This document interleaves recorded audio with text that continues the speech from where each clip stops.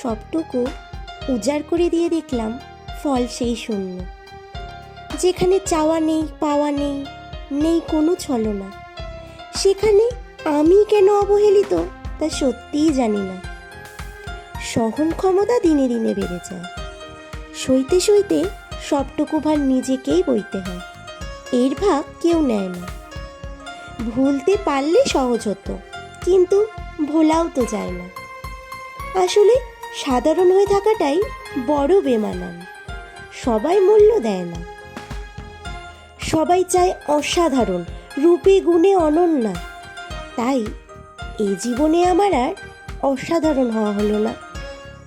তার জন্য যেটা চাই তা তো আমার আসে না, তা হলো ছলনা।